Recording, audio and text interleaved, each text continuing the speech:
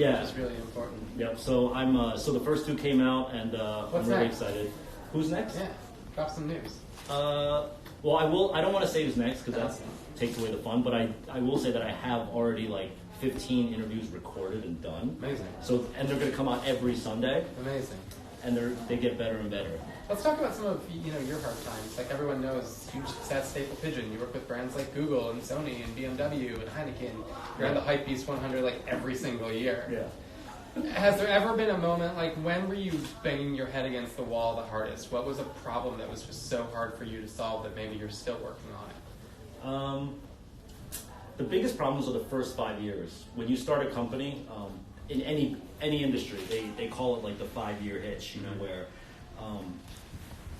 year one is really exciting and fun. Year two, if you're doing anything right, year two will be better than year one.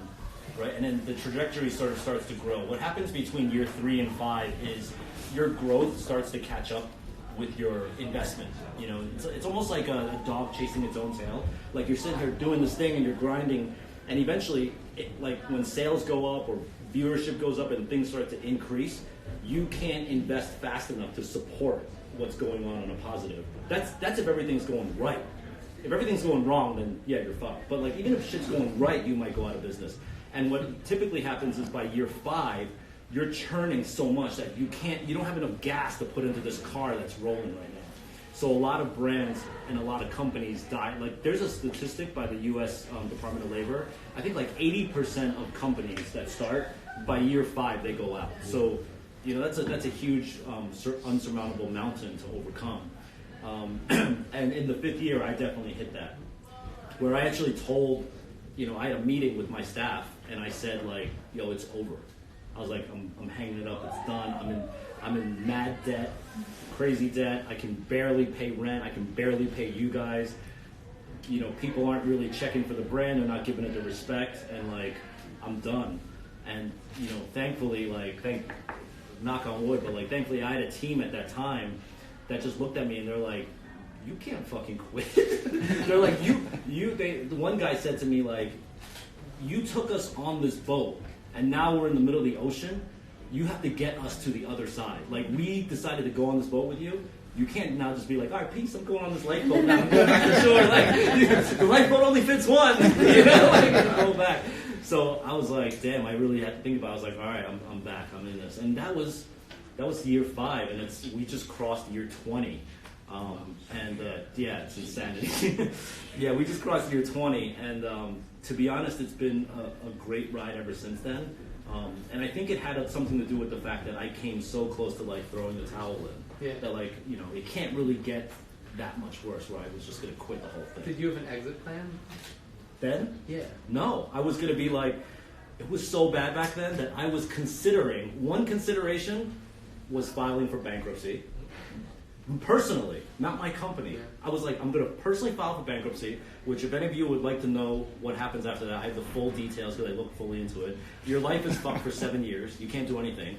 And then after 7 years, you're cleared of all your debt, right? So I owed credit cards $180,000 over 9 different credit cards maxed out. Wow. Yeah, right? And I was like, fuck it, I'll just file for bankruptcy.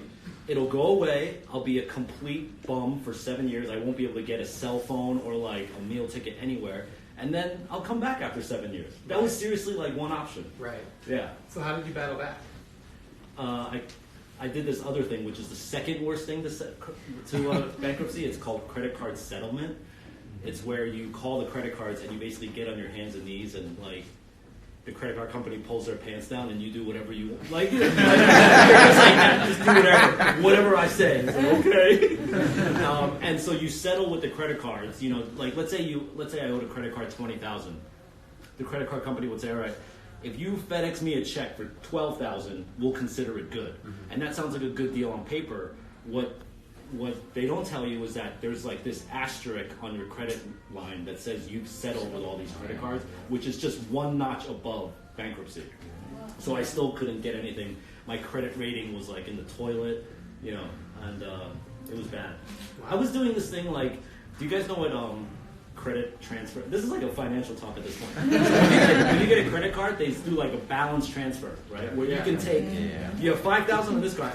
Like this credit card will let you pay off the $5,000 and they'll give you more credit line. So you paid off one credit card and you get extra thing.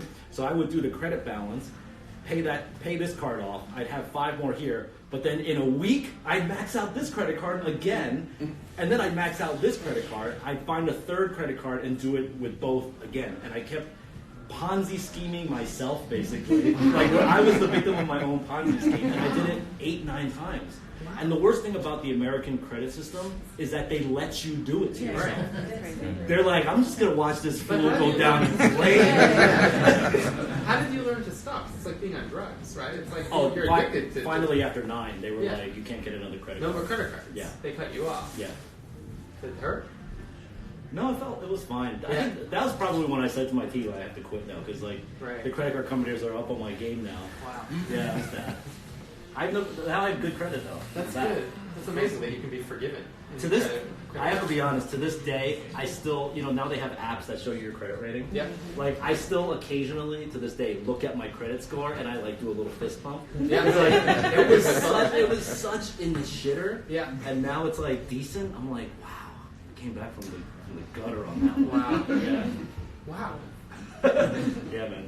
Jeff will be giving tax consultation after this while we sign books. Taxes. It'll be really cool. Put a cool pigeon stamp on it. H&R Block Staple collab coming up soon. That'd be kind of cool. Dude, you know how much they would pay you to do that? To bring some heat to like H&R Block? Kim, make that phone call. Seriously. I get 10%. Okay. That's how it works.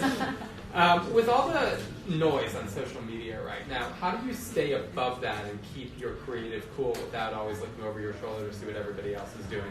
Yeah. How do you not get sucked in? Yeah, it's a good question. It's something that I always check myself on. Trying to stay true to yourself on social media is tough because you see other people being more successful on social media, whatever that means, whether it means more followers, more engagement, more hype, or it could mean they're hanging with celebrities and taking selfies with celebrities, and you look at that and you're like, well, damn, you say to yourself I could be doing that life, right? But if that's not the life that you want to live, then you don't have to do it, And I think it's a challenge to be able to look at yourself in the mirror and actually ask yourself what it is that is true to me and how can I maximize just that versus walking down someone else's path. So I have to admit, I'm constantly doing that. There's a lot of competition in streetwear. There's a lot of people.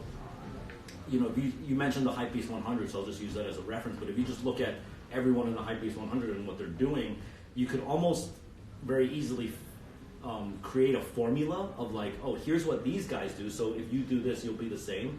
But then you're just living your life as a mannequin of someone else. It's not you. You know what I mean? So I try to always keep it real and just try to stay true. I know it's a cliche, but it is something that you have to figure out for yourself. No, conviction is hugely important. Yeah, I'll give you one example. It was sort of my own personal New Year's resolution to try to respond to everyone on the comments.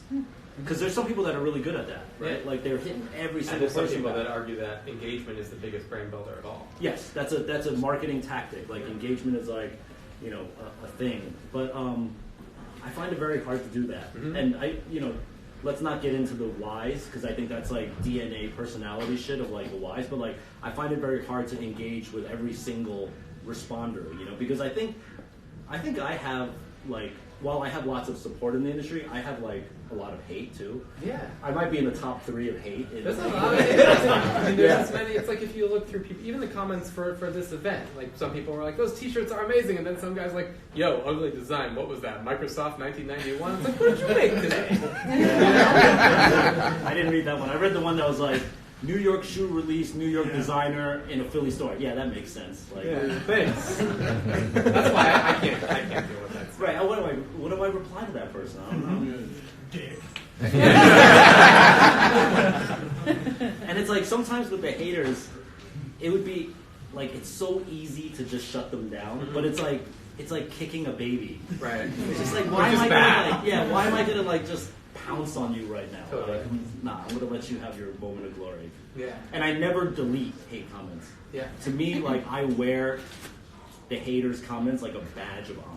Like you see all my Instagram posts, like there's always haters. He's saying a lot of good stuff. Is anyone taping this? I leave all that shit up because to me, smart people know that for every one hate comment, there's like 100 followers and like supporters that aren't saying anything. You know, it's like similar with like a Yelp review on a restaurant. Like the only people that write Yelp reviews are like people who hate and complain. Mm-hmm. If you had a great meal at a restaurant, the chance of you leaving and be like, let me pen 1,000-word like lovely letter. No, you're like, that food was cold. You made me wait so long. You know, like you just bitch and complain. That's what the comments are for. You know, Yeah. so like I feel like the smart people know that when they read a hate comment, they're like, yo, Jeff's out there doing his thing. Because look at the haters on his feed. Like people are really impassioned about what he's doing. You know, it's better than like no comments at all, no love, no interaction at all. Then it's like, wow, no one cares about what you're doing. So I love all the hate. Totally true. What places have you gone lately that inspire you?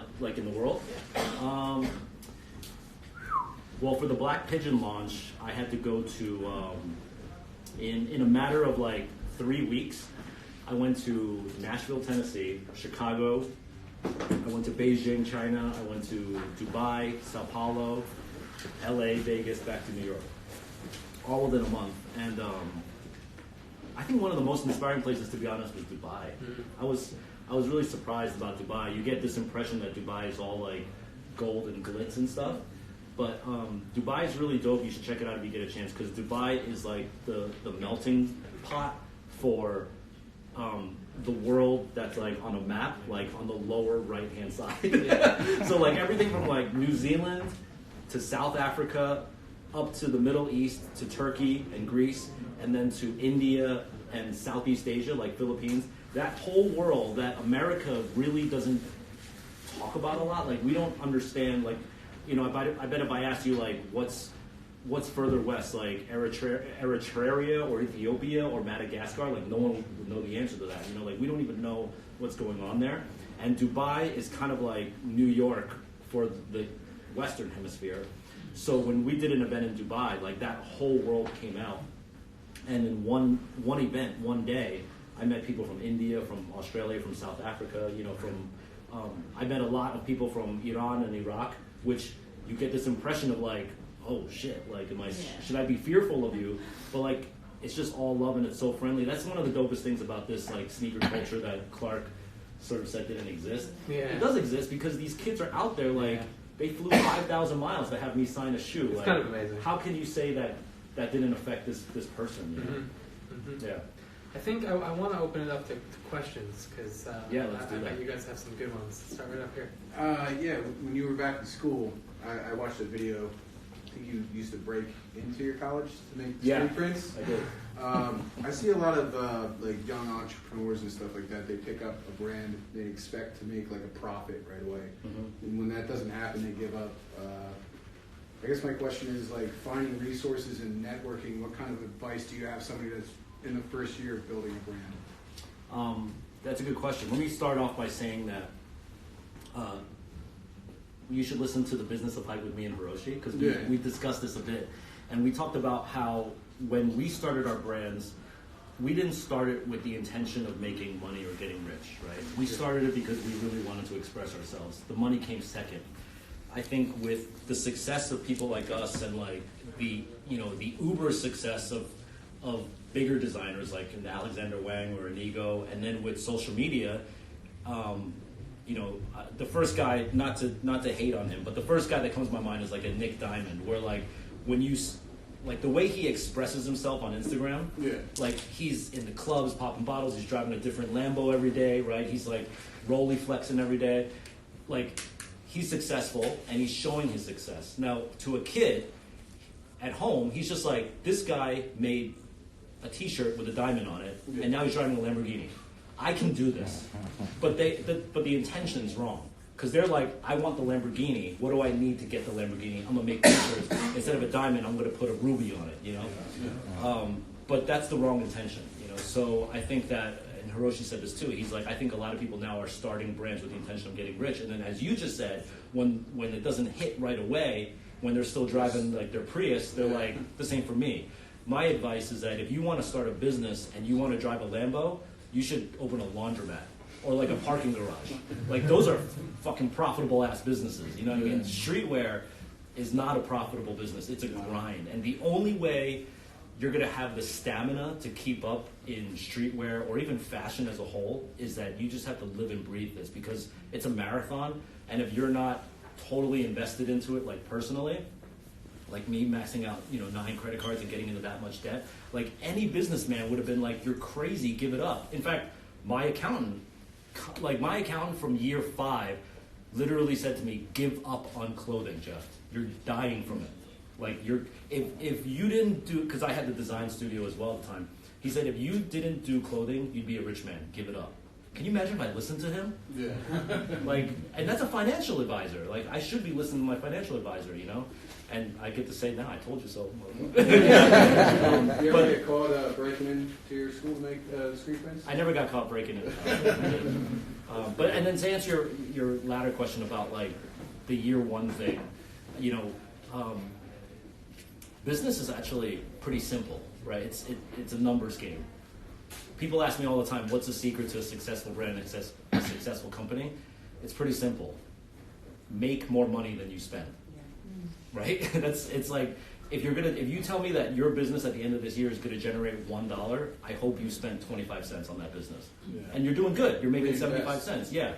And so as long as you can do that, it's fine. I think what a lot of companies, especially in the creative streetwear world, do is they take loss leaders, right? They're like, all right, I'm not going to make money on this, but it's going to get me that Instagram post by Hypebeast, or it's going to get me, like this celebrity to wear it. I'm going to just take an L on this.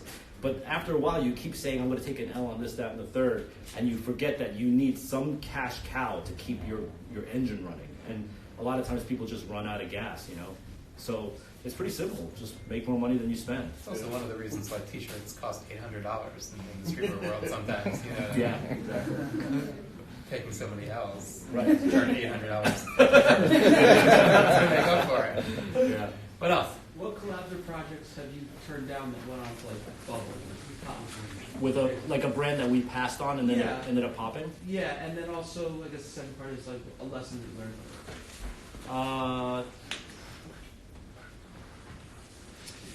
I can't think of one off the top of my head that we passed on and it popped, but I will say that in all honesty, like Staple and Adidas were talking for a very, very long time. They flew me out to Germany and Portland, and we had a lot of conversation. And it was at a time where this is about 2 years prior to the Black Pigeon coming out. So it was a time where like Staple and Nike were like quiet, and it was a perfect time. Adidas had just released the first Ultra Boost. The NMD hadn't come out yet, right? So I'm just sort of painting a picture of like, it was pre where Adidas is now today. Adidas was still fully the underdog trying to figure it out. And they had a jump start. Yeah, they had one hit. Yeah. And it was like, we started to have a conversation, and the deal didn't happen, and you could sort of quote it from different ways. There's probably like their version and my version. In retrospect, I can honestly say probably that like, maybe I came with like too high of an offer. I felt like my worth was high enough that like I could ask for this. And they were like, maybe like, that's too much for us. I don't know, but for whatever reason, a deal didn't come to fruition, and then, but we were still talking, and, Wex and I were talking all the time and stuff. But then as luck would have it, Nike started to be like, let's start talking, let's start bringing something back, which would eventually, it took 3 years, but it would eventually become the Black Pigeon, right? And the whole time, I'm telling Adi, like, yo, you need to hurry up, and we need to figure this out, because, like, there's someone else that, I really felt like Adi was at a position where, like, we can really put the nail in the coffin on your competitor if we align, right? And I don't want to say that I single-handedly did it, because I think what Nike did right after they got their ass handed to them by Adidas recently with Ultra Boost, NMD, and Yeezy was that they basically called back all their old guns. If you look at it from a strategic standpoint, you look at Errolson, you look at Stash, you look at me, you look at Cause. They basically said, what worked? Let's call Allen Iverson back, and let's bring this team back together. Like, let's bring this back to our glory day. You know what I mean?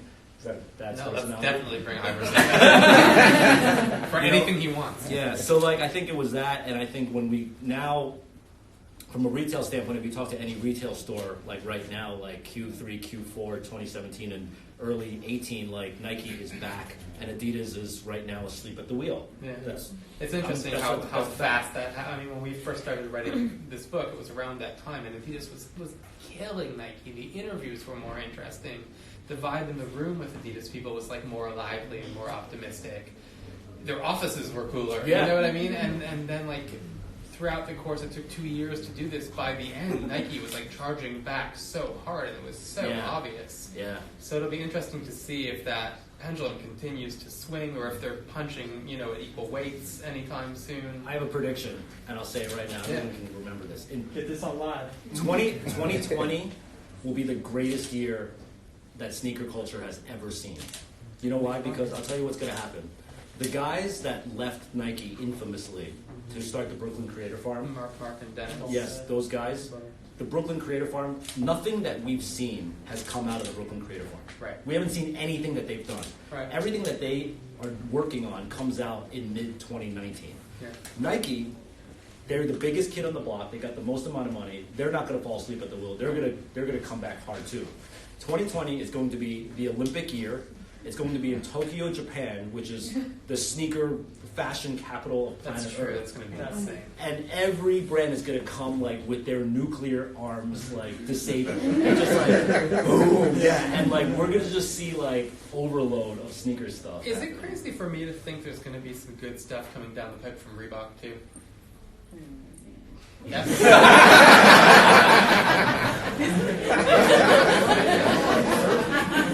The thing is, right? The thing is, like, wait. My theory is this, right? Okay. They Let me hear your have. theory on Reebok. Well, I mean, it's not like a sort of great argument, but they have a retro business they could call on that I think would interest a lot of people. And if they teamed up with the right designers, did the right colors, based it on nostalgia, essentially, Yeah. which is very, very powerful. I mean, there's a lot of high-up designers in the sneaker world who love a lot of Reebok models, who I hear whispering, we wish this would come back, we wish this would come back. Yeah. I'm not saying they're going to overtake Nike or Adidas Right. or go anywhere near there. Yeah. I'm just saying, like, a couple shoes a year where people are like, that's really cool. Reebok made a cool shoe. Like, that's not Yeah. unreasonable. No, they could have a. I think you're right. The expectation is they're not going to overcome Nike and Adidas, No. right? But I think they could have a solid business doing what they do. And I think if you look at a brand like Fila, Yeah. right, or even Timberland, like these brands just know their lane, and they're like, we can maximize what we can out of this, and we're happy with it. You know, Right. like I think there's a lot of brands like that, but like without the innovation of being able to make like a Vapor Max or like an Ultra Boost, and not that everyone's trying to be a marathon runner, but you need that beacon to like trickle down the magic everywhere else. Yeah. If you're just a heritage business, you know, it's like on the fashion side, it's like you guys know that brand Kappa, like Yeah. Kappa's fire right now. It's It is. everyone wants Kappa, but what's the future of Kappa? No like, idea.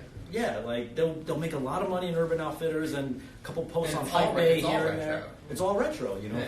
Fila's at that place where Fila's so hot right now with women's, especially with retro footwear. If they just invested a couple million into like an R&D facility, they could maybe make a play. Yeah. But they're not. No. Yeah, they're not going to do it. You know. Hey, we got time for one more question if you want to take it. I think Said just, for just, to follow, 2020. just to follow up on your point, I actually think y'all are going to laugh, but I actually think a brand like Skechers is in a better place. Brand. We were just talking about that earlier. Skechers is the third largest Yeah. shoe brand. Yeah. Number 3. And they haven't even touched or attempted lifestyle. They know how to make shoes. They have the distribution. It's like if someone just went in there and was like, let's make y'all cool. Like, I mean, is that what Brand Black is? Brand Black is to the public, not associated. I That's want to true. take a survey. Raise your hand if you know what Brand Black is. Okay, now if you know, keep your hands up. That's true. Keep your hands up.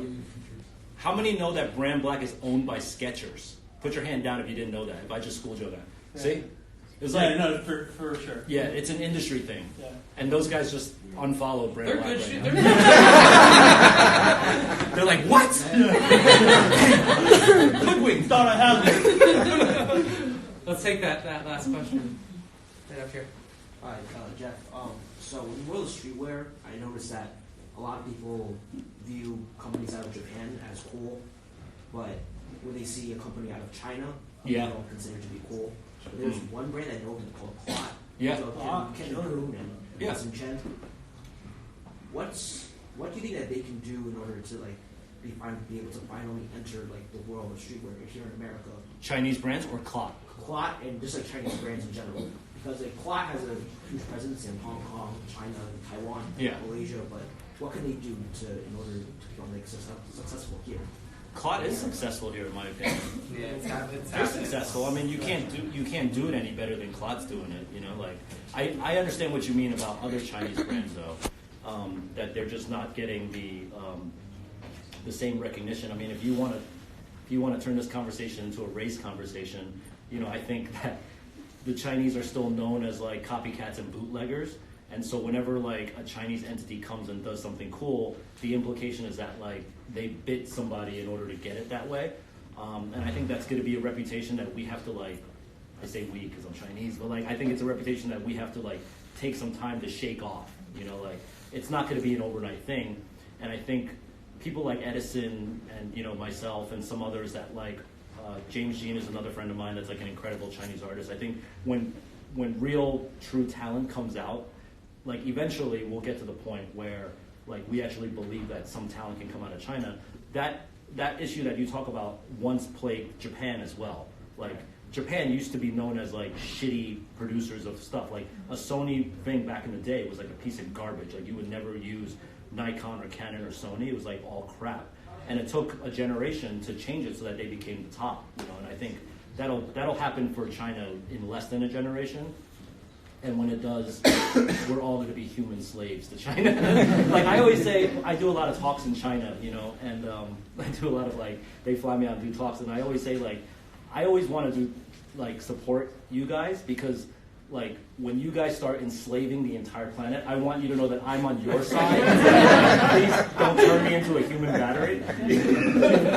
Because they will. Once they figure out how to be cool, everything in the world, right? That's a fact. Once they figure out how to add the cool thing and they don't need to call on, you know, someone else from the outside to make it cool, like we are all screwed.